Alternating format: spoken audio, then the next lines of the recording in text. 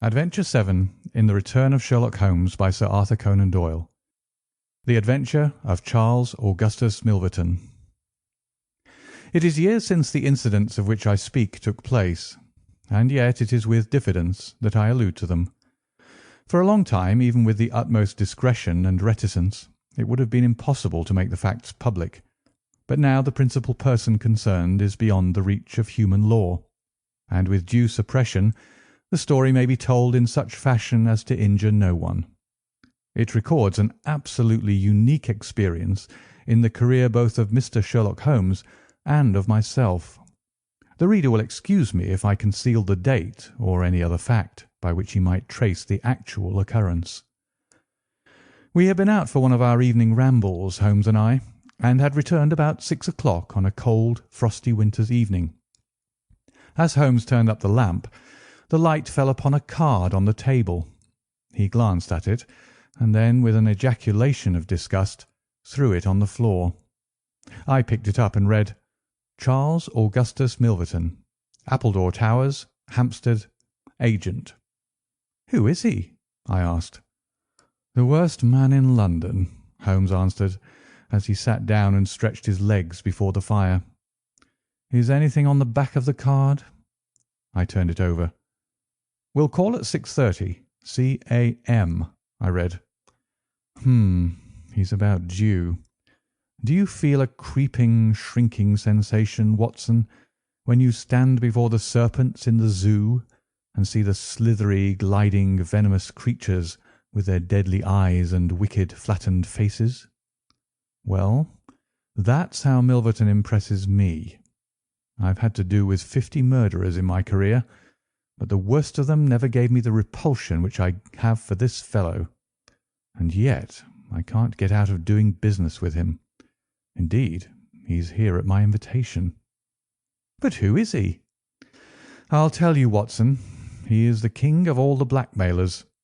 Heaven help the man, and still more the woman, whose secret and reputation come into the power of Milverton. With a smiling face and a heart of marble, he will squeeze and squeeze until he has drained them dry. The fellow is a genius in his way, and would have made his mark in some more savoury trade. His method is as follows. He allows it to be known that he is prepared to pay very high sums for letters which compromise people of wealth and position. He receives these wares, not only from treacherous valets or maids, but frequently from genteel ruffians, who have gained the confidence and affection of trusting women. He deals with no niggard hand. I happen to know that he paid £700 to a footman for a note 2 lines in length, and that the ruin of a noble family was the result. Everything which is in the market goes to Milverton, and there are hundreds in this great city who turn white at his name.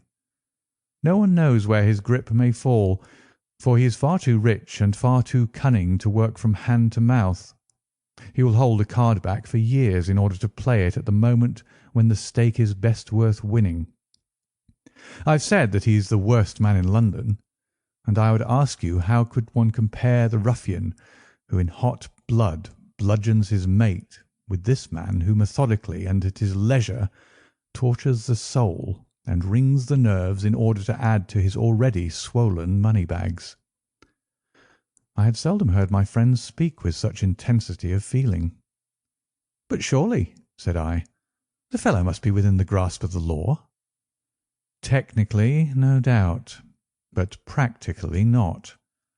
What would it profit a woman, for example, to get him a few months' imprisonment if her own ruin must immediately follow? His victims dare not hit back. If ever he blackmailed an innocent person, then indeed we should have him. But he is as cunning as the evil one. No, we must find other ways to fight him." "And why is he here?" "Because an illustrious client has placed her piteous case in my hands. It is the Lady Eva Blackwell, the most beautiful debutante of last season. She's to be married in a fortnight to the Earl of Dovercourt. This fiend has several imprudent letters. Imprudent, Watson, nothing worse, which were written to an impecunious young squire in the country. They would suffice to break off the match. Milverton will send the letters to the Earl unless a large sum of money is paid him. I have been commissioned to meet him and to make the best terms I can." At that instant there was a clatter and a rattle in the street below. Looking down, I saw a stately carriage and pair, the brilliant lamps gleaming on the glossy haunches of the noble chestnuts. A footman opened the door, and a small, stout man in a shaggy astrakhan overcoat descended. A minute later he was in the room. Charles Augustus Milverton was a man of 50, with a large intellectual head, a round, plump, hairless face, a perpetual frozen smile, and two keen grey eyes which gleamed brightly from behind broad, gold-rimmed glasses. There was something of Mr. Pickwick's benevolence in his appearance, marred only by the insincerity of the fixed smile and by the hard glitter of those restless and penetrating eyes. His voice was as smooth and suave as his countenance, as he advanced with a plump little hand extended, murmuring his regret for having missed us at his first visit. Holmes disregarded the outstretched hand and looked at him with a face of granite. Milverton's smile broadened. He shrugged his shoulders, removed his overcoat, folded it with great deliberation over the back of a chair, and then took a seat. "This gentleman," said he, with a wave in my direction, "is it discreet? Is it right?" "Dr. Watson is my friend and partner." "Very good, Mr. Holmes. It is only in your client's interests that I protested. The matter is so very delicate." "Dr. Watson has already heard of it." "Then we can proceed to business. You say that you are acting for Lady Eva. Has she empowered you to accept my terms?" "What are your terms?" £7,000. "And the alternative?" "My dear sir, it is painful for me to discuss it, but if the money is not paid on the 14th, there certainly will be no marriage on the 18th. His insufferable smile was more complacent than ever. Holmes thought for a while. "You appear to me," he said at last, "to be taking matters too much for granted. I am, of course, familiar with the contents of these letters. My client will certainly do what I may advise. I shall counsel her to tell her future husband the whole story and to trust to his generosity." Milverton chuckled. "You evidently do not know the Earl," said he. From the baffled look upon Holmes's face, I could see clearly that he did. "What harm is there in the letters?" he asked. "They are sprightly, very sprightly," Milverton answered. "The lady was a charming correspondent, but I can assure you that the Earl of Dovercourt would fail to appreciate them. However, since you think otherwise, we'll let it rest at that. It is purely a matter of business. If you think that it is in the best interests of your client that these letters should be placed in the hands of the Earl, then you would indeed be foolish to pay so large a sum of money to regain them." He rose and seized his astrakhan coat. Holmes was grey with anger and mortification. "Wait a little," he said. "You go too fast. We should certainly make every effort to avoid scandal in so delicate a matter." Milverton relapsed into his chair. "I was sure that you would see it in that light," he purred. "At the same time," Holmes continued, "Lady Eva is not a wealthy woman. I assure you that £2,000 would be a drain upon her resources, and that the sum you name is utterly beyond her power.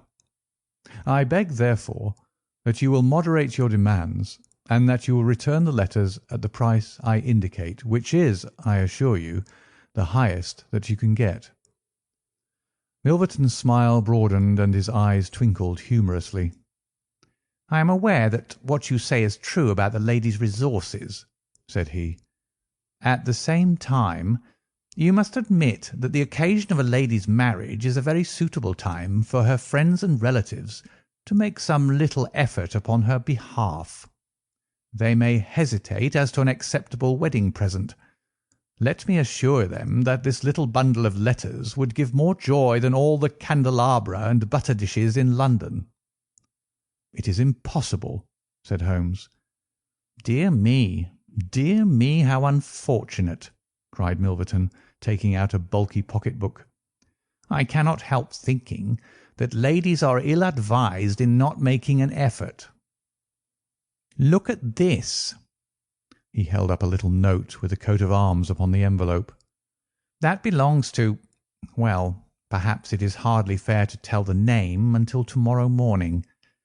But at that time it will be in the hands of the lady's husband, and all because she will not find a beggarly sum which she could get by turning her diamonds into paste. It is such a pity. Now, you remember the sudden end of the engagement between the Honourable Miss Miles and Colonel Dorking? Only 2 days before the wedding there was a paragraph in the Morning Post to say that it was all off, and why? It is almost incredible, but the absurd sum of £1,200 would have settled the whole question. Is it not pitiful? And here I find you, a man of sense, boggling about terms when your client's future and honour are at stake. You surprise me, Mr. Holmes." "What I say is true," Holmes answered. "The money cannot be found. Surely it is better for you to take the substantial sum which I offer than to ruin this woman's career, which can profit you in no way." "There you make a mistake, Mr. Holmes. An exposure would profit me indirectly to a considerable extent. I have 8 or 10 similar cases maturing. If it was circulated among them that I had made a severe example of the Lady Eva, I should find all of them much more open to reason. You see my point." Holmes sprang from his chair. "Get behind him, Watson. Don't let him out. Now, sir, let us see the contents of that notebook." Milverton had glided as quickly as a rat to the side of the room and stood with his back against the wall. "Mr. Holmes, Mr. Holmes," he said, turning the front of his coat and exhibiting the butt of a large revolver which projected from the inside pocket. "I have been expecting you to do something original. This has been done so often, and what good has ever come from it? I assure you that I am armed to the teeth, and I am perfectly prepared to use my weapons, knowing that the law will support me. Besides, your supposition that I would bring the letters here in a notebook is entirely mistaken. I would do nothing so foolish. And now, gentlemen, I have 1 or 2 little interviews this evening, and it is a long drive to Hampstead." He stepped forward, took up his coat, laid his hand on his revolver, and turned to the door. I picked up a chair, but Holmes shook his head, and I laid it down again. With bow, a smile, and a twinkle, Milverton was out of the room, and a few moments after we heard the slam of the carriage door and the rattle of the wheels as he drove away. Holmes sat motionless by the fire, his hands buried deep in his trouser pockets, his chin sunk upon his breast, his eyes fixed upon the glowing embers. For half an hour he was silent and still. Then, with the gesture of a man who has taken his decision, he sprang to his feet and passed into his bedroom. A little later, a rakish young workman with a goatee beard and a swagger lit his clay pipe at the lamp before descending into the street. "I'll be back some time, Watson," said he, and vanished into the night. I understood that he had opened his campaign against Charles Augustus Milverton, but I little dreamed the strange shape which that campaign was destined to take. For some days Holmes came and went at all hours in this attire, but beyond the remark that his time was spent at Hampstead, and that it was not wasted, I knew nothing of what he was doing. At last, however, on a wild, tempestuous evening, when the wind screamed and rattled against the windows, he returned from his last expedition, and, having removed his disguise, he sat before the fire and laughed heartily in his silent, inward fashion. "You would not call me a marrying man, Watson?" "No, indeed." "You will be interested to hear that I am engaged." "My dear fellow, I to Milverton's housemaid." "Good heavens, Holmes!" "I wanted information, Watson." "Surely you've gone too far."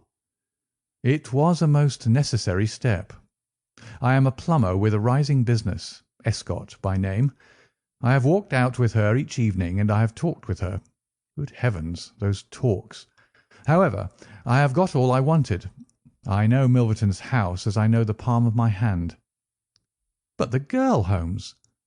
He shrugged his shoulders. "You can't help it, my dear Watson. You must play your cards as best you can when such a stake is on the table.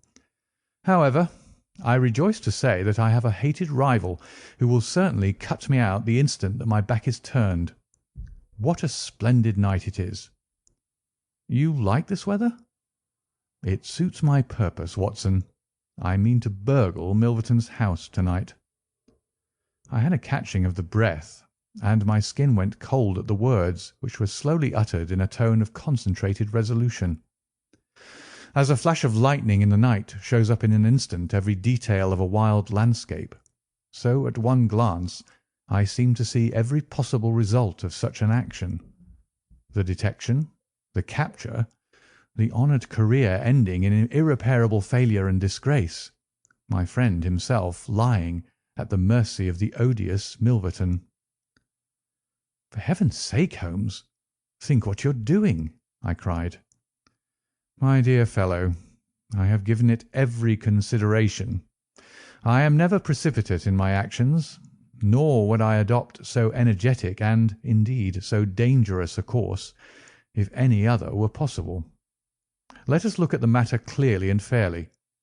I suppose that you will admit that the action is morally justifiable, though technically criminal. To burgle his house is no more than to forcibly take his pocket-book, an action in which you were prepared to aid me." I turned it over in my mind. "Yes," I said, "it is morally justifiable, so long as our object is to take no articles save those which are used for an illegal purpose." "Exactly. Since it is morally justifiable, I have only to consider the question of personal risk. Surely a gentleman should not lay much stress upon this when a lady is in most desperate need of his help." "You will be in such a false position." "Well, that is part of the risk. There is no other possible way of regaining those letters. The unfortunate lady has not the money, and there are none of her people in whom she could confide. To-morrow is the last day of grace, and unless we can get the letters to-night, this villain will be as good as his word and will bring about her ruin. I must therefore abandon my client to her fate, or I must play this last card. Between ourselves, Watson, it's a sporting duel between this fellow Milverton and me.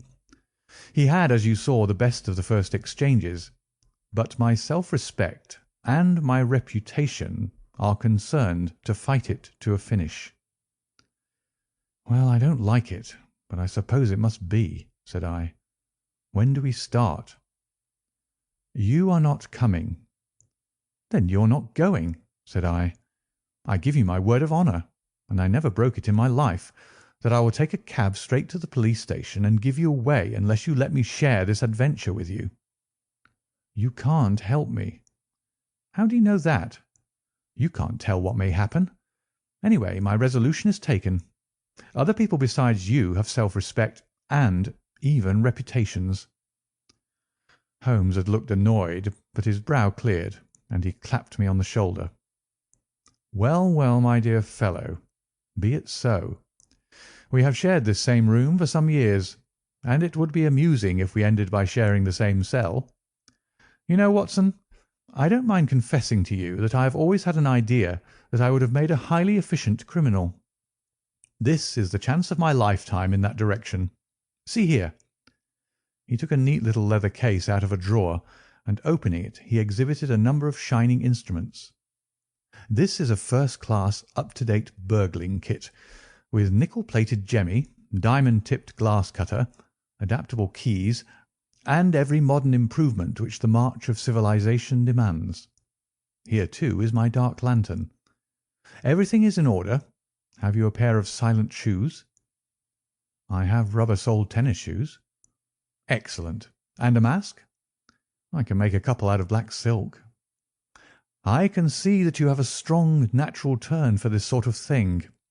Very good. Do you make the masks? We shall have some cold supper before we start. It is now 9:30.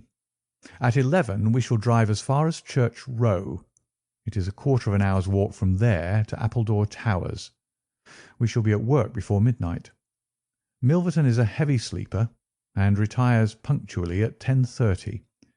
With any luck we should be back here by 2 with the Lady Eva's letters in my pocket." Holmes and I put on our dress clothes so that we might appear to be two theatre-goers homeward bound. In Oxford Street we picked up a hansom and drove to an address in Hampstead. Here we paid off our cab, and with our greatcoats buttoned up, for it was bitterly cold, and the wind seemed to blow through us, we walked along the edge of the heath. "It's a business that needs delicate treatment," said Holmes. "These documents are contained in a safe in the fellow's study, and the study is the anteroom of his bedchamber. On the other hand, like all these stout little men who do themselves well, he is a plethoric sleeper. Agatha, that's my fiancée, says it is a joke in the servants' hall that it's impossible to wake the master. He has a secretary who is devoted to his interests and never budges from the study all day. That's why we're going at night. Then he has a beast of a dog which roams the garden. I met Agatha late the last 2 evenings, and she locks the brute up so as to give me a clear run. This is the house, this big one in its own grounds.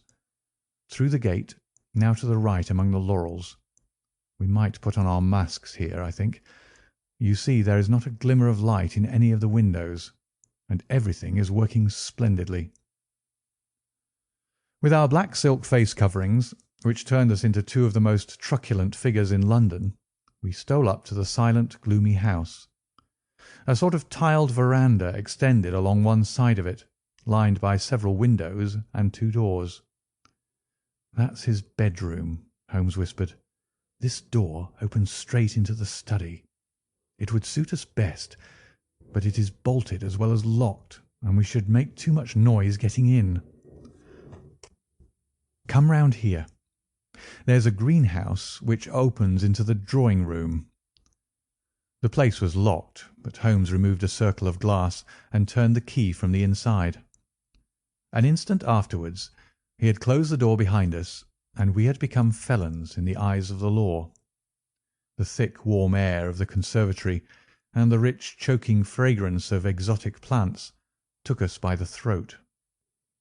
He seized my hand in the darkness and led me swiftly past banks of shrubs which brushed against our faces. Holmes had remarkable powers, carefully cultivated, of seeing in the dark. Still holding my hand in one of his, he opened a door, and I was vaguely conscious that we had entered a large room in which a cigar had been smoked not long before. He felt his way among the furniture, opened another door, and closed it behind us. Putting out my hand, I felt several coats hanging from the wall, and I understood that I was in a passage. We passed along it, and Holmes very gently opened a door upon the right-hand side. Something rushed out at us, and my heart sprang into my mouth, but I could have laughed when I realized that it was the cat. A fire was burning in this new room, and again the air was heavy with tobacco smoke. Holmes entered on tiptoe, waited for me to follow, and then very gently closed the door. We were in Milverton's study, and a portière at the farther side showed the entrance to his bedroom. It was a good fire, and the room was illuminated by it. Near the door I saw the gleam of an electric switch, but it was unnecessary. even if it had been safe to turn it on. At one side of the fireplace was a heavy curtain which covered the bay window we had seen from outside. On the other side was the door which communicated with the veranda. A desk stood in the centre, with a turning chair of shining red leather. Opposite was a large bookcase, with a marble bust of Athene on the top. In the corner, between the bookcase and the wall, there stood a tall green safe. The firelight flashing back from the polished brass knobs upon its face. Holmes stole across and looked at it. Then he crept to the door of the bedroom and stood with slanting head, listening intently. No sound came from within.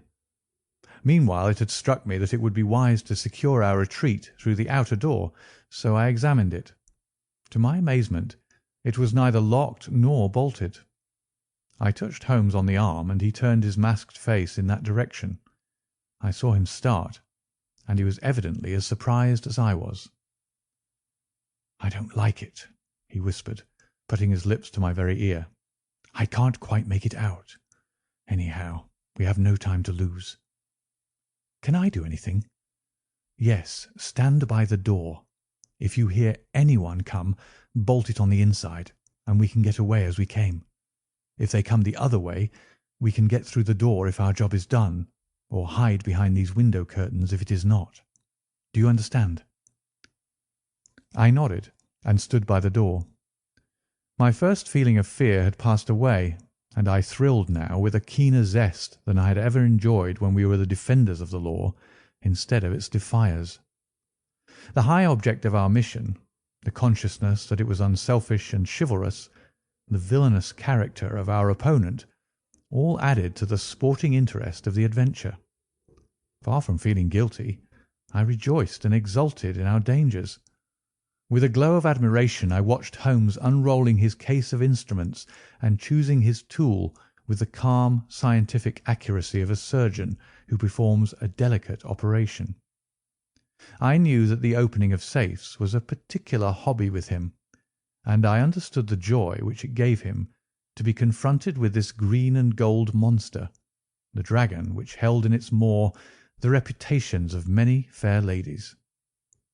Turning up the cuffs of his dress coat, he had placed his overcoat on a chair. Holmes laid out 2 drills, a jemmy, and several skeleton keys.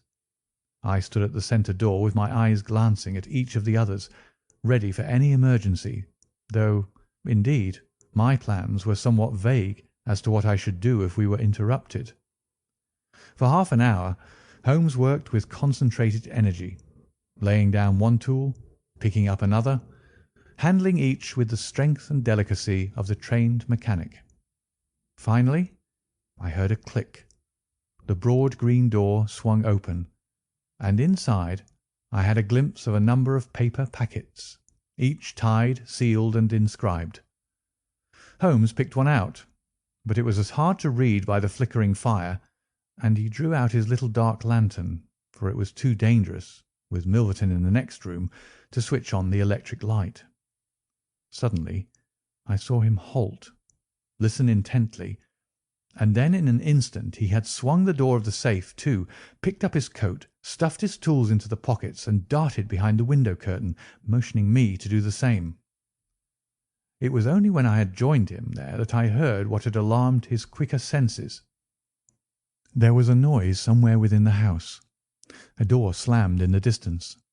Then a confused, dull murmur broke itself into the measured thud of heavy footsteps rapidly approaching. They were in the passage outside the room. They paused at the door. The door opened. There was a sharp snick as the electric light was turned on. The door closed once more, and the pungent reek of a strong cigar was borne to our nostrils. Then the footsteps continued backward, within a few yards of us. Finally there was a creak from a chair, and the footsteps ceased. Then a key clicked in a lock, and I heard the rustle of papers. So far I had not dared to look out, but now I gently parted the division of the curtains in front of me and peeped through. From the pressure of Holmes's shoulder against mine, I knew that he was sharing my observations. right in front of us, and almost within our reach, was the broad, rounded back of Milverton. It was evident that we had entirely miscalculated his movements, that he had never been to his bedroom, but that he had been sitting up in some smoking or billiard room in the farther wing of the house, the windows of which we had not seen. His broad grizzled head, with its shining patch of baldness, was in the immediate foreground of our vision. He was leaning far back in the red leather chair, his legs outstretched, a long black cigar projecting at an angle from his mouth. He wore a semi-military smoking jacket, claret-coloured with a black velvet collar. In his hand he held a long legal document, which he was reading in an indolent fashion, blowing rings of tobacco smoke from his lips as he did so. There was no promise of a speedy departure in his composed bearing and his comfortable attitude. I felt Holmes's hand steal into mine and give me a reassuring shake, as if to say that the situation was within his powers and that he was easy in his mind. I was not so sure that he had seen what was only too obvious from my position, that the door of the safe was imperfectly closed, and that Milverton might at any moment observe it. In my own mind I had determined that if I was sure, from the rigidity of his gaze, that it had caught his eye, I would at once spring out, throw my greatcoat over his head, pinion him, and leave the rest to Holmes. But Milverton never looked up. He was languidly interested by the papers in his hand, and page after page was turned as he followed the argument of the lawyer. At least, I thought, when he's finished the document and the cigar, he will go to his room. But before he had reached the end of either, there came a remarkable development which turned our thoughts into quite another channel. Several times I had observed that Milverton looked at his watch, and once he had risen and sat down again with a gesture of impatience. The idea, however, that he might have an appointment at so strange an hour never occurred to me until a faint sound reached my ears from the veranda outside. Milverton dropped his papers and sat rigid in his chair. The sound was repeated, and then there came a gentle tap at the door. Milverton rose and opened it. "Well," said he curtly, "you're nearly half an hour late." So this was the explanation of the unlocked door and of the nocturnal vigil of Milverton. There was the gentle rustle of a woman's dress. I had closed the slit between the curtains, as Milverton's face had turned in our direction, but now I ventured very carefully to open it once more. He had resumed his seat, the cigar still projecting at an insolent angle from the corner of his mouth. In front of him, in the full glare of the electric light, there stood a tall, slim, dark woman, a veil over her face, a mantle drawn round her chin. Her breath came quick and fast, and every inch of the lithe figure was quivering with strong emotion. "Well," said Milverton, "you made me lose a good night's rest, my dear. I hope you'll prove worth it. You couldn't come any other time, eh?" The woman shook her head. "Well, if you couldn't, you couldn't. If the Countess is a hard mistress, you have your chance to get level with her now. Bless the girl. What are you shivering about? That's right, pull yourself together. Now, let's get down to business." He took a notebook from the drawer of his desk. "You say that you have 5 letters which compromise the Countess d'Albert. You want to sell them? I want to buy them. So far, so good. It only remains to fix a price. I should want to inspect the letters, of course. If they're really good specimens. Great heavens! Is it you?" The woman, without a word, had raised her veil and dropped the mantle from her chin. It was a dark, handsome, clear-cut face which confronted Milverton. A face with a curved nose, strong, dark eyebrows shading hard, glittering eyes, and a straight, thin-lipped mouth set in a dangerous smile. "It is I," she said, "the woman whose life you have ruined." Milverton laughed, but fear vibrated in his voice. "You were so very obstinate," said he. "Why did you drive me to such extremities? I assure you I wouldn't hurt a fly of my own accord. But every man has his business, and what was I to do? I put the price well within your means. You would not pay." "So you sent the letters to my husband, and he, the noblest gentleman that ever lived, a man whose boots I was never worthy to lace, he broke his gallant heart and died. You remember that last night when I came through that door, I begged and prayed you for mercy, and you laughed in my face as you are trying to laugh now, only your coward heart can't keep your lips from twitching. Yes, you never thought to see me here again, but it was that night which taught me how I could meet you face to face and alone. Well, Charles Milverton, what have you to say?" "Don't imagine that you can bully me," said he, rising to his feet. "I have only to raise my voice, and I could call my servants and have you arrested. But I'll make allowance for your natural anger. Leave the room at once as you came, and I will say no more." The woman stood with her hand buried in her bosom, and the same deadly smile on her thin lips. "You will ruin no more lives as you have ruined mine. You will wring no more hearts as you wrung mine. I will free the world of a poisonous thing. Take that, you hound, and that, and that, and that." She had drawn a little gleaming revolver and emptied barrel after barrel into Milverton's body, the muzzle within 2 feet of his shirt front. He shrank away and then fell forward upon the table, coughing furiously and clawing among the papers. Then he staggered to his feet, received another shot, and rolled upon the floor. "You've done me!" he cried, and lay still. The woman looked at him intently and ground her heel into his upturned face. She looked again, but there was no sound or movement. I heard a sharp rustle, the night air blew into the heated room, and the avenger was gone. No interference upon our part could have saved the man from his fate.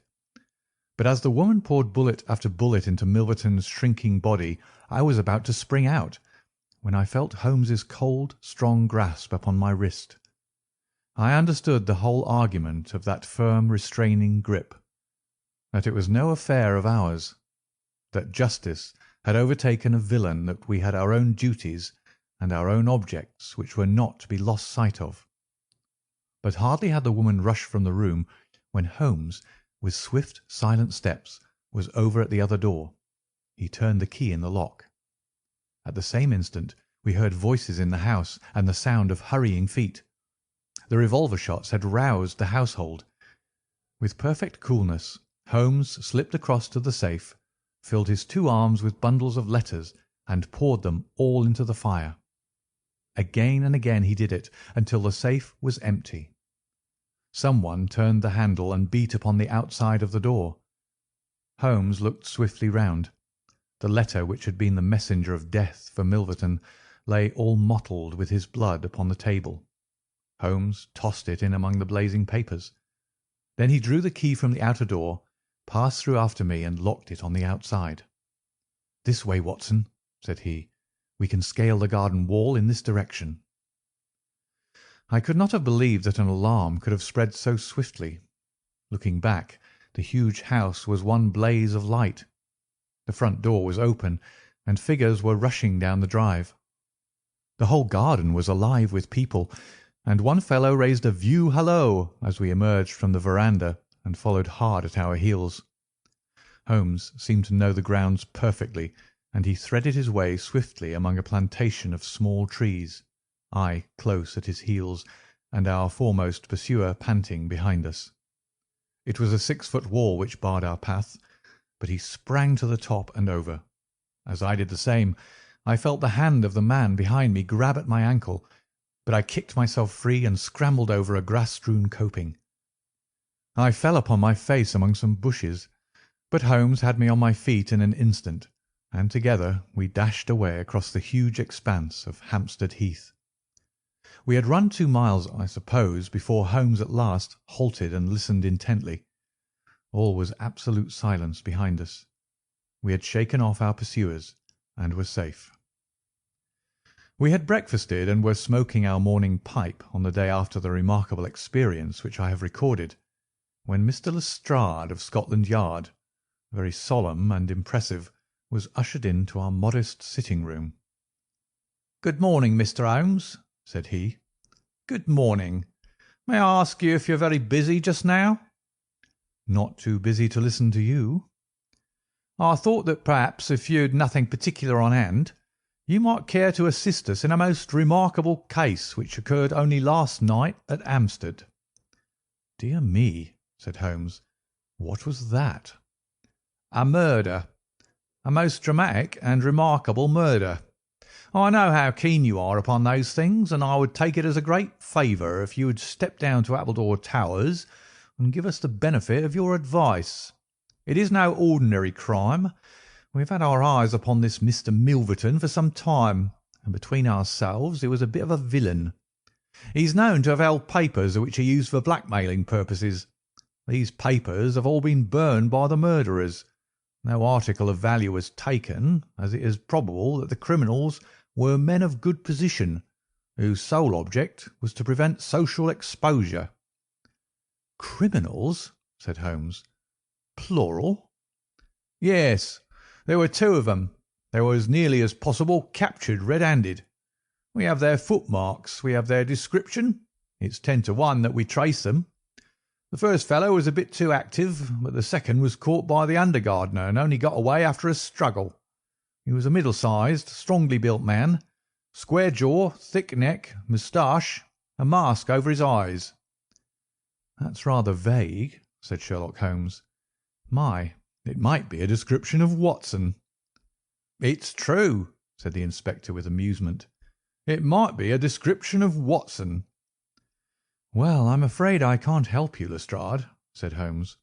"The fact is that I knew this fellow Milverton, that I considered him one of the most dangerous men in London, and that I think there are certain crimes which the law cannot touch, and which, therefore, to some extent, justify private revenge. No, it's no use arguing. I've made up my mind. My sympathies are with the criminals rather than with the victim, and I will not handle this case." Holmes had not said one word to me about the tragedy which we had witnessed, but I observed all the morning that he was in the most thoughtful mood, and he gave me the impression from his vacant eyes and his abstracted manner of a man who is striving to recall something to his memory. We were in the middle of our lunch when he suddenly sprang to his feet. "By Jove, Watson, I've got it!" he cried. "Take your hat. Come with me." He hurried at his top speed down Baker Street and along Oxford Street until we had almost reached Regent Circus. Here, on the left hand, there stands a shop window filled with photographs of the celebrities and beauties of the day. Holmes's eyes fixed themselves upon one of them, and following his gaze, I saw the picture of a regal and stately lady in court dress, with a high diamond tiara upon her noble head. I looked at that delicately curved nose, at the marked eyebrows, at the straight mouth, and the strong little chin beneath it. Then I caught my breath as I read the time-honoured title of the great nobleman and statesman whose wife she had been. My eyes met those of Holmes, and he put his finger to his lips as we turned away from the window. End of The Adventure of Charles Augustus Milverton.